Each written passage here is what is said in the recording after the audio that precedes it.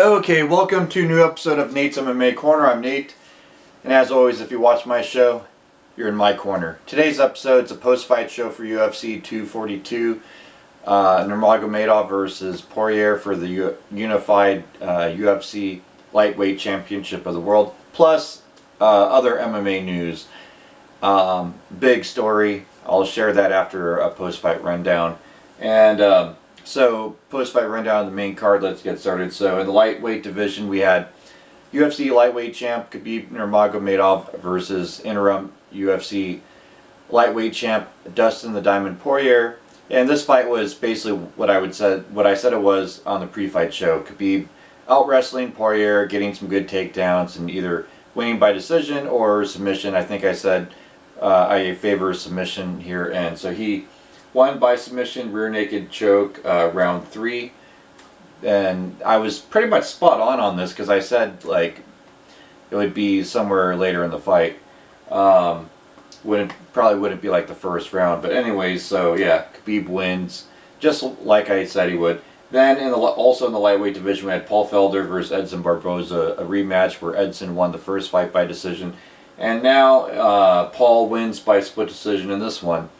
And some people felt this controversial decision that maybe Edson should have won. I say let's do a trilogy. Why not? You know, both guys, you know, I mean, given the controversy with a split decision, I say why not make a third and final fight? And then we know the winner is definitely going to be in the title talk, or closer to title talk, I should say. Because the lightweight division has a lot of contenders right now, and it would definitely put the winner in a spot against, say, a top 3 guy, I think, maybe top 4 at this point.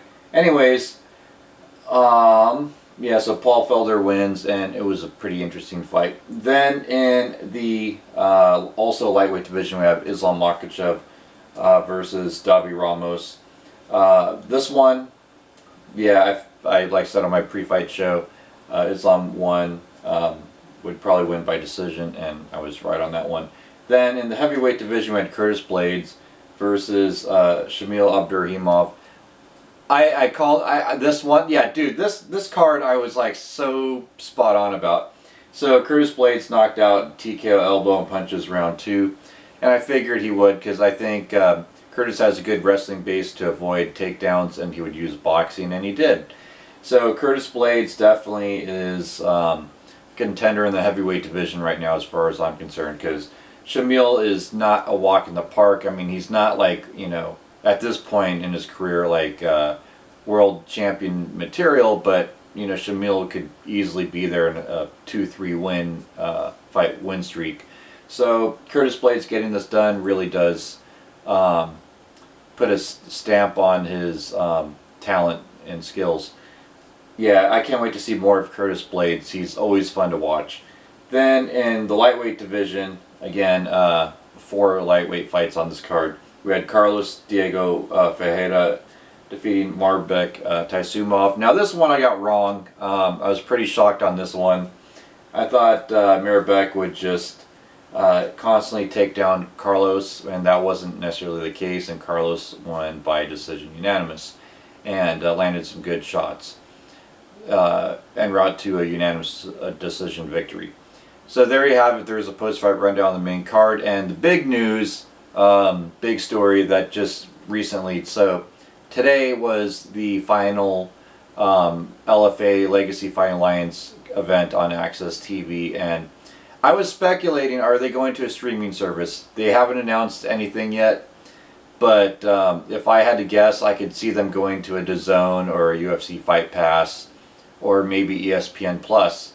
I mean, really, if they were to try to go on some other platform, streaming platform, I think they would lose out real big unless it was like, I don't know, Netflix or something. So, I mean, let's be honest, it's like, I could see LFA going on a UFC Fight Pass or DAZN or ESPN Plus. So post in the comments where you think LFA is going to go now that they're not on Access TV anymore. I always enjoyed watching LFA cards, and the promotion was nice to me and got me some press passes to some of their previous events, which some of you saw on my channel. And LFA, as far as I'm concerned, is probably the biggest of the minor leagues in MMA. I mean, if you're LFA champ, you pretty much go to Bellator or UFC, and in theory go on to bigger and better things, hopefully, in your career. You know, Andrea Lee fought in LFA, Holly Holm, Derek Lewis, the list goes on. And so yeah, LFA, be interesting to see where they go next. So again, post in the comments below for this episode where you think they'll go. Anyways, that wraps up this episode. Stay tuned for my pre-fight for Cerrone versus Gaethje main card, and until then, see ya.